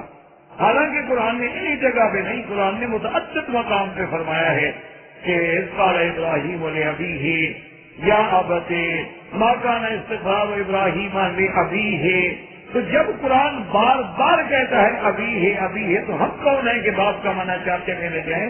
مجاز اس وقت ہوتا ہے جب حقیقت متاثر ہو. باقی یہ بات لے لینا کہ جی ان کا باپ کیونکہ اسلام پہ نہیں تھا، اس سے ابراہیم علیہ السلام کی شان میں تو کوئی کمی نہیں آتی. یہ تو اللہ کا نظام ہے کہ یخرج الحی من المیت ویخرج المیت من الحی. اللہ چاہے تو مسلمان کے بدن سے کافر پیدا کر دے اور کافر کے بدن سے مسلمان پیدا کر دے. نوح علیہ السلام کی سلب سے کنعان کافر پیدا ہو جائے اور ابو جہل جیسے دشمن اسلام کی پشت سے حضرت اکرمہ صحابی جلیل اور بدن اسلام پیدا ہو جائے، اس میں کون سی بڑی بات؟ تو اس لیے ہمیں بلا وجہ ایسی تعویلات سے بچنا چاہیے کہ اللہ قرآن میں جب ایک دفعہ نہیں متعدد مقامات پہ فرمائیں ابتی ابتی، اور ہم کہیں کہ نہیں جی وہ تو چاچا تھی، یہ بلا وجہ کی تعویل۔ صحیح بات یہ ہے کہ حضرت ابراہیم علیہ السلام کے والد کا نام طارق تھا اور لقب آدم۔ اللہ نے متواتر صورتوں میں ذکر فرمایا ہے، اور حضرت ابراہیم علیہ السلام جس شہر بابل میں تھے شمالی عراق میں، اس قوم میں بھی بت پرستی کی ہے، وہ لوگ بھی بتوں کو پوجتے تھے، بتوں کے سجدے کرتے تھے، بتوں پہ نظر نیاز چڑھاتے تھے، حتیٰ کہ بتوں سے اتنی عقیدت تھی کہ وہ جب کھانے پکاتے تو وہ بھی بزرگوں کے جیسے یہاں مزارات میں رکھے جاتے ہیں، اسی طرح وہ بھی بتوں کے آگے جا کے باقاعدہ رکھتے تھے، اور کچھ دیر رہنے کے بعد پھر لے آتے تھے گھر میں کھانے کے لیے کہ جی اب ہمارے خداؤں نے ان میں برکت ڈال دی ہے، اب یہ ان کے چرنوں میں رکھا ہوا کھانا ہے، اب جو ہے ہم کھائیں گے۔ جیسے آج بھی ہندو پرشاد تقسیم کرتا ہے، آج بھی ہمارا جاہل مسلمان جو ہے وہ بھی مزاروں پہ یہی معاملہ کرتا ہے۔ تو یہ ان کی عقیدہ تھا جس کو قرآن پاک میں لے آتے۔ اللہ فرماتے ہیں وَاذْكُرْ فِي الْكِتَابِ إِبْرَاهِيمَ إِنَّهُ كَانَ صِدِّيقًا نَبِيًّا۔ اللہ فرماتے ہیں میرے نبی محمد مصطفیٰ وَاذْكُرْ فِي الْكِتَابِ، یاد کریں اللہ کے قرآن میں ہم نے سیدنا ابراہیم علیہ السلام اور جو مقام صدق پہ، جو مقام صدیقیت پہ، صدیق بھی ہے اور نبی بھی ہے، اور اس لیے آپ دیکھیں کہ ابراہیم علیہ السلام کیا کہتے ہیں، اذ قال لأبیہ یا ابت لم تعبد۔ اسی سے آپ دیکھ لیں کہ دعوت انبیاء جو ہے سب سے پہلے اپنے گھر سے، یہ ہے دعوت انبیاء کا طریقہ کار کہ سب سے پہلے انسان اپنے گھر کی اصلاح، سب سے پہلے انسان اپنی اولاد کی اصلاح کرے، سب سے پہلے انسان اپنے اقارب و عزیزوں کی اصلاح کرے، سب سے پہلے انسان اپنے قریب دوستوں کی، محلے والوں کی اصلاح کرے۔ وَأَنذِرْ عَشِيرَتَكَ الْأَقْرَبِينَ۔ اب سیدنا خلیل نے ابراہیم الخلیل علیہ السلام کا سب سے پہلا مناظرہ، سب سے پہلا محاورہ جو ہے باپ سے، اور یہ بات بھی ہمیں اس قصہ مبارک سے ملی کہ اگر انسان حق پر اور مسئلہ عقیدے کا، مسئلہ دین کا ہے تو پھر اس میں ماں باپ کی بات نہیں دیکھی جائے گی، کیونکہ ماں باپ کی اطاعت اس وقت تک ہمارے دل میں ہے جب تک وہ اللہ اور اللہ کے احکام کی مخالفت ہے۔ اسی لیے ہمیں یہ بھی معلوم ہو گیا کہ اگر باپ کافر ہے تو بیٹا اس کے ساتھ بات کر سکتا، ورنہ اللہ تبارک و تعالیٰ ابراہیم علیہ السلام کو کبھی اجازت نہیں ہے۔ حالانکہ ابراہیم علیہ السلام تو اتنے دل تھے، سیدنا ابراہیم علیہ السلام تو اتنے سخی تھے کہ آپ کو تو بعض لوگوں نے لقب دیا تھا ابو الضیفان، کہ یہ تو مہمانوں کا باپ ہے۔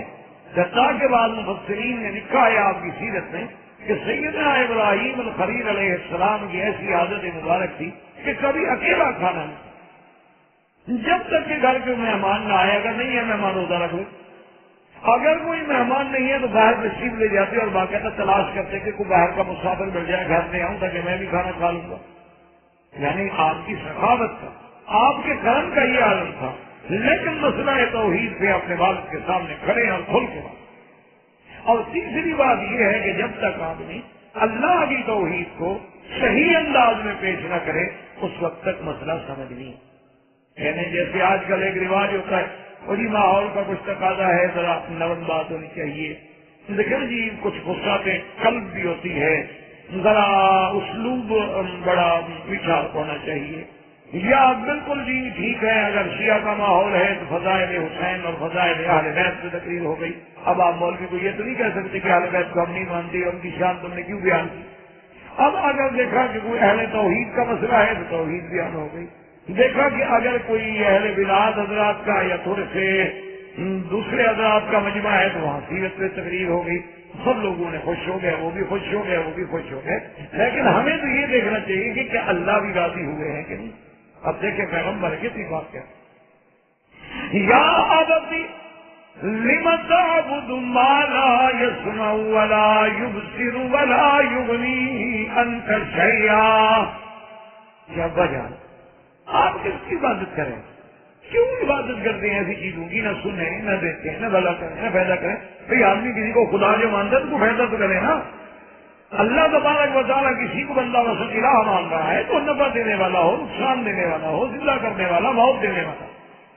یہ کیا بات ہوئی کہ ایسی چیز کی عبادت کی جائے جو تو پہلی بات یہ کہ نہ سنے نہ دیکھے. کیا مانا کہ بھائی عبادت جو جیسے ہمارے ہاں اردو میں ایک محاورہ ہے نا جی کہ بھینس کے آگے بین بجاؤ تو کیا فائدہ ہوگا بھائی؟ بھینس کے آگے آپ بین بجانی شروع کر رہے ہیں، آپ کو کیا فائدہ؟ بجاتے ہیں، نتیجہ یہ نکلے گا کہ آپ کی سانس ٹوٹ جائے گی، بین ٹوٹ جائے گی. لیکن بھینس کھڑی ہے، بھینس سے کیا فرق پڑ جائے گا؟ تو اس لیے قاعدہ یہ ہے کہ بھی جس کو خدا سمجھ کے ہم عبادت کر رہے ہیں اس کو پتہ تو ہو کہ کوئی مجھے خدا سمجھ کے عبادت کر رہا ہے. کم از کم وہ جو ہم فریاد کر رہے ہیں کہ جناب ہمیں تکلیف ہے، بیماری ہے، پریشانی ہو، سن تو رہا ہو اور سنے بھی جانے بھی تو پھر کچھ کرنے کے بھی تو قابل ہو. آخر میں وہ یہ کہہ دے کہ جی میں تو خود اللہ کی مخلوق ہوں، محتاج ہوں، میں تو کچھ نہیں کر سکتا، تو پھر کیا فائدہ ہوا اس کو خدا بنانے؟ اس لیے پیغمبر نے یہاں سے بات کی کہ یا ابت لم تعبد ما لا يسمع ولا يبصر ولا يغني عنك شيئا یا ابت انی قد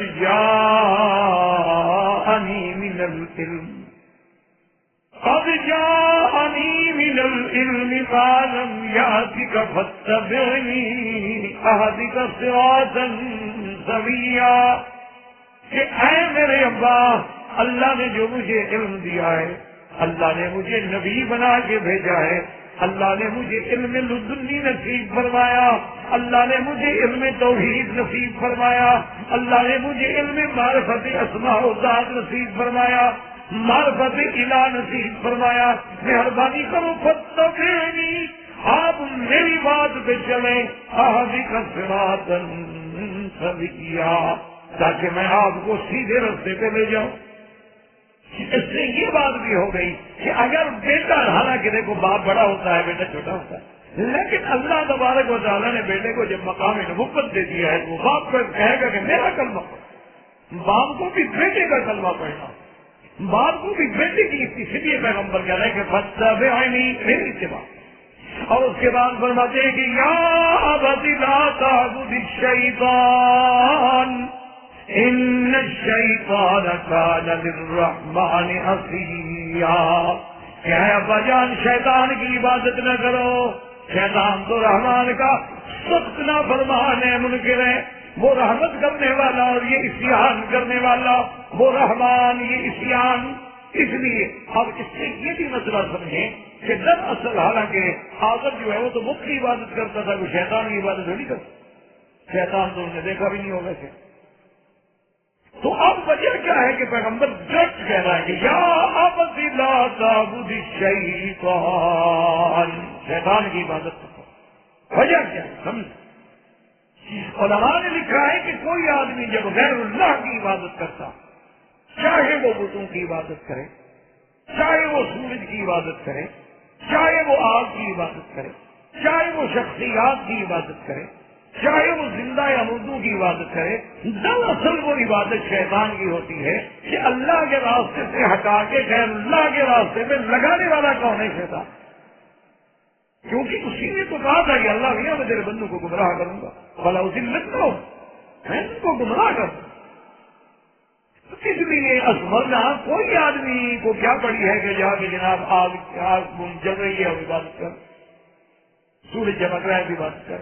یہ ساری چیزیں اچھا کے بت پرستی جیسے کہ آپ پڑھ چکے ہیں قصہ آدم علیہ السلام میں اور قصہ نوح علیہ السلام میں کہ یہ بتوں کی ابتدا کرنے والا بھی کون تھا؟ شیطان. اسی نے دل و دماغ میں یہ بات ڈالی تھی کہ یہ بڑے اللہ والے لوگ ہیں، اللہ کے پیارے ہیں، محبوب ہیں، وہ بیچارے فوت ہو رہے ہیں، نہیں ان کی دیہات ہی ختم ہو جائے گی نا. کم از کم ان کے جو ڈیرے ہیں، ان کی جو قبر ہے، وہاں ہم کوئی جگہ بنانے بیٹھنے کی طرح ان کو یاد کر لیا کریں گے. اور اس کے بعد پھر دماغوں میں ڈالا کہ بھائی بزرگ تو چلے گئے، اگر ہم کم از کم ان کا ایک فوٹو بنا لیتے، ان کا ایک مجسمہ بنا لیتے تو ہمیں یاد تو آتا بھی یہ اللہ والا تھا. تو انہوں نے کہا کہ بھائی ہمیں تو بنانا نہیں آتا تھا تو میں بنا دوں گا. تو بنا دیا. اور ابتدا بھی شروع ہوئی مدن و سوان و یغوث و یعوق و نسرا. اور اسی طرح آخر میں قوم نے صدن و سمدن و سمودن و دہرا یا وہرا، یہ سارے بت جو تھے شیطان نے بنائے. اصل عبادت تو شیطان کی ہوئی، بت تو ایک ظاہری بات. اور اس کے بعد پھر اللہ کا پیغام یا ابتی انی اخاف ان یمسک عذاب من الرحمن فتکون للشیطان ولیا. کہتے ہیں کہ اے ابا جان مجھے ڈر ہے، میں ڈرتا ہوں کہ کہیں رب کا عذاب نہ پکڑ، اور اگر اللہ کے عذاب نے پکڑ لیا اور تم اسی عذاب میں برباد ہو گئے تو تم شیطان کے دوست بن گئے. یعنی کتنی کھلی بات ہے. توحید سمجھ تب آتی ہے میرے بھائی جب تم اپنے عقیدے کو چیلنج کرو. کھلی بات. اگر تم نرم اور تھوڑی گرم اور مزاحمت اور اس میں ذرا گول مول اور جناب اس کے بعد ذرا میٹھا لگا کے کنین نہیں ہے سیدھی بات. عقیدے میں بات نہیں، اور جب تک آپ سیدھی بات نہیں کریں گے عقیدہ کبھی سکتے.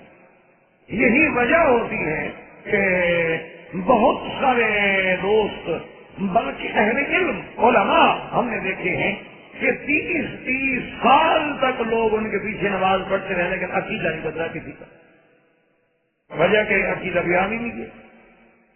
کبھی فضائل پہ تقریر کر دی، کبھی درود شریف کی فضیلت، کبھی رمضان شریف کی فضیلت، کبھی مکہ شریف کی فضیلت، کبھی مدینہ شریف کی فضیلت، کبھی سیدنا صدیق کی فضیلت. اس پہ کون چڑھتا ہے بھائی؟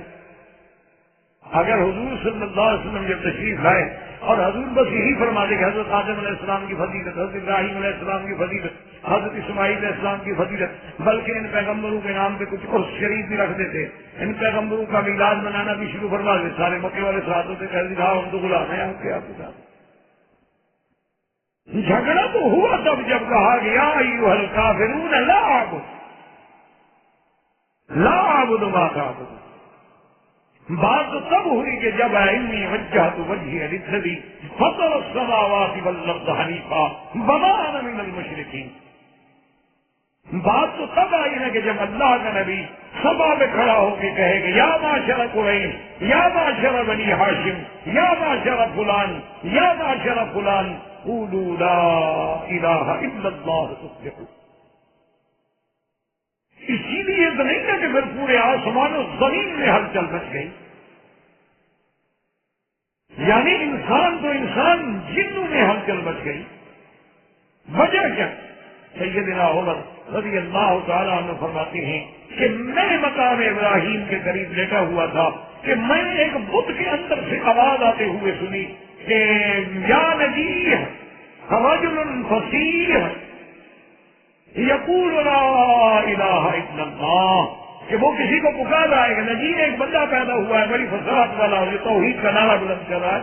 تو سارے کافر ڈر کے مارے بھاگے. تو یہ بتوں سے کیسی آواز آ رہی ہے؟ حضرت عمر کہتے ہیں میں نہیں بھاگا، میں نہیں ڈرا، میں کہا میں بیٹھوں گا. اور بیٹھ کے مجھے اندازہ ہوا بات ہے کہ جن سے آواز دینے والے کہ اللہ کے نبی نے جب نعرہ توحید بلند کیا تو دنیا ہل گئی. اس لیے ہمیشہ یاد رکھیں کہ آپ جب گھبراتے ہیں نا جی کہ میں جب یہ سچی بات کہوں گا تو یہ جناب میرے دوست ہیں ناراض ہو جائیں گے، بس جب یہ خوف ہو نا دل میں پھر مسئلہ نہیں تھا. بھائی اللہ کے نبی سے ناراض ہو گئے تو ہماری کیا ہے؟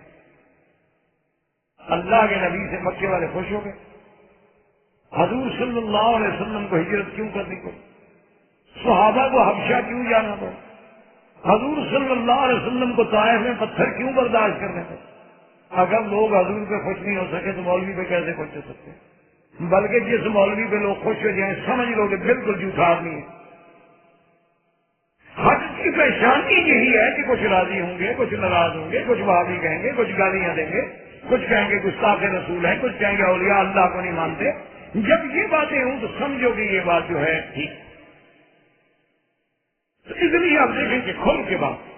اچھا آخر باپ ہے، اس کو اپنے باپ ہونے کا بھی تو زور ہے نا. کہتے قال اراغب انت عن آلہتی یا ابراہیم. کہتے ابراہیم علیہ السلام تم تو میرے آلہہ سے، تم تو میرے خداؤں سے بیزار ہوگی، تمہیں تو بیر ہو گیا ہے میرے خداؤں کے ساتھ. حتیٰ کہ مفسرین نے لکھا ہے کہ ایک دفعہ آزر نے وہ بت بناتے بھی تھے، یعنی سنگ تراش بھی تھے اور بت فروش بھی تھے. ابراہیم علیہ السلام کو بلایا اور کہا کہ بیٹا میری طبیعت ٹھیک نہیں ہے اور یہ بڑا قیمتی میں نے بنایا ہے، اس کو بازار میں جا کے بیچا. خدا بکتا ہے جی. جب اللہ عقل چھین لے تو پھر یہی ہوتا ہے کہ جو بکنے والا ہو وہ بھی خدا ہو سکتا ہے بھائی، وہ کیسے خدا ہو سکتا ہے؟ اچھا تمہیں ہمیں آج تک یہ مسئلہ سمجھ آیا ہے کہ بھی مزارات میں جو مجاور بن کے سجادے بن کے بیٹھے ہیں وہ سارے نظروں پہ گزارا کر رہے ہیں، ان کو اپنے باپ دادا کیوں نہیں اتنی دے دیتے کہ ہم سے نظر لینے کے محتاج ہی نہ رہیں؟ وہ نہیں مانتے اپنے باپ دادا سے 2 روپے کے محتاج ہیں کہ ہم جا کے سلام کریں اور نذرانے چڑھائیں، اور ہمارے نذرانوں سے ان کی زندگی گزر رہی ہے۔ کسی مریض نے زمین دے دی، کسی نے جائیداد دے دی، کسی نے پیسہ دے دیا، کسی نے مکان دے دیا، وہ پیر بنے ہوئے ہیں، ان کی پیری چمک رہی ہے ماشاءاللہ۔ تو یہ لوگ اتنا بھی لوگ نہیں سمجھتے کہ بابا اگر ان پیروں میں دینے کی بات ہے تو کم از کم اپنے اولادوں کو تو دیتے ہماری جان چھڑوائیں، کم سے ہم سے کچھ جگہ ٹیکس ختم ہو جائے نا۔ لیکن اس لیے سیدنا ابراہیم علیہ السلام نے باپ سے دے دیا، اور مفسرین نے کتب صاحب کا بھی لکھا ہے کہ جب باپ سے دور ہو گئے تو ایک رسی ڈھونڈی، رسی ڈھونڈ کے اس بت کے پاؤں میں باندھی اور باندھ کے گھسیٹ کے لے چلے کہ میرے باپ کا رب بک رہا ہے، کوئی ہے لینے والا؟ اب اس طرح کون لے گا جی؟ واپس آ گیا، کیا ہوا؟ ہونے گا جی کسی نے نہیں دیا۔ کمال ہے، میرے بنے ہوئے بتوں کو تو لوگ انتظار کرتے ہیں۔ جی میں تو ساری بازار پھروا کے لے آیا ہوں، میں نے تو گلی گلی پھرایا ہے تمہارے خدا، اور تم تو پتہ نہیں اٹھا کے پھراؤ گے، اس بیچارے کو کبھی زمین بھی نصیب نہیں ہوئی ہوگی، میں نے اس کو باقاعدہ مٹی میں ماشاءاللہ پھروایا۔ تو اب سمجھ آئی آدر کو بات کہ اچھا تو نہیں بکائے تو زمین سے تو گھسیٹ کر ہاتھ کون لے گا؟ تو اس لیے ابراہیم علیہ السلام کو ڈانٹتے ہیں کہ اراغب انت عن آلہتی یا ابراہیم لئن لم تنتہ لارجمنک وہجرنی ملیا۔ کہتے ہیں کہ ہٹ جاؤ اس بات سے، چھوڑ دو توحید کا نعرہ، چھوڑ دو میرے خداؤں کی مخالفت۔ لارجمنک، بعض علماء نے کہا کہ قولاً کہ پھر میں تمہیں گالی دوں گا، بعض علماء نے کہا کہ نہیں میں پتھر مار کے تمہیں مار دوں گا۔ اور چھوڑو، کیا تم نے میرے خداؤں کے خلاف ایک محاذ کھڑا کر دیا؟ سیدنا ابراہیم علیہ السلام بات سن رہے ہیں، لیکن وہ آزر کی بات تھی، یہ پیغمبر کا جواب۔ قال سلام علیک سأستغفر لك ربی انه كان بی حفیا۔ اور قرآن مجید یہ فرماتا ہے کہ ساری قوم کو پتہ چلا کہ باپ سے بھی ہوا، اب قوم آ گئی، قوم سے بھی ہوا، قوم کو بھی آپ نے یہی کہا کہ ظالم اتعبدون ما تنتهون، ان کو تم نے خدا بنا رکھا ہے جو اپنے ہاتھوں سے بناتے ہو، کیا کر رہے ہیں؟ تم نے کیا کیا؟ انہوں نے کہا جی ہم نے تو اپنے باپ دادے کو اسی طریقے میں پایا ہے، اور اللہ کا قرآن کہتا ہے کہ پھر ابراہیم علیہ السلام نے ایک پروگرام بنایا، ان کا تقریروں سے ان کو فائدہ ہوتا ہے، رات دن ان کو دعوت دی ہے، دلائل دیے ہیں، معجزات دکھائے ہیں، لیکن اس کے باوجود بھی ان کو کوئی اثر نہیں ہوتا۔ اب یہ ہے کہ بھئی ایک آخری فیصلہ کریں کہ سب ماری جائے ان کے خداؤں کا، تبھی مسئلہ حل۔ جب قوم کے ساتھ مناظرہ ہوا تو اللہ کا قرآن دوسرے مقام میں پڑھا، تاللہ لاکیدن اصنامکم بعد ان تولوا مدبرین۔ حضرت ابراہیم علیہ السلام نے کہا مجھے بھی خدا کی قسم ہے میں بھی تمہارے خداؤں کو سمجھوں گا، میں بھی کوئی ہیلا کروں گا، جب تم نہیں ہوگے نا میں تمہارے خداؤں سے بات کروں۔ بعض علماء نے فرمایا ہے قال نفسی نفسہ، یعنی یہ قول جو ہے ابراہیم علیہ السلام نے اپنے دل میں کہا کہ لوگ سن بنے، لیکن یہ بات نہیں ہے کہ دل میں کہا، پیغمبر نے کھل کے کوئی دل میں کہنے کی بات نہیں، بالکل کھل کے کہ اللہ لأکیدن اصنامکم، یہ تمہارے بت، یہ تمہارے آلہہ، عقیدن قید، قید کا معنی ایصال المکروہ بطریقۃ خفیۃ، یعنی دشمن کو ایسے طریقے سے نقصان پہنچاؤ کہ اس کو پتہ نہ چلے۔ احباب کرام، اس کے بعد اب آپ اس مبارک سلسلے کی CD نمبر 5 سماعت فرمائیں۔ تیار کردہ علمی کیسٹ گھر کیسٹ اور CD ملنے کا پتہ نو فرمان ہے۔ علمی کیسٹ گھر، دکان نمبر 5، فاطمہ پلازا، بالمقابل مدنی مسجد، بڈلبی ایریا، کراچی۔ Phone number 6370 813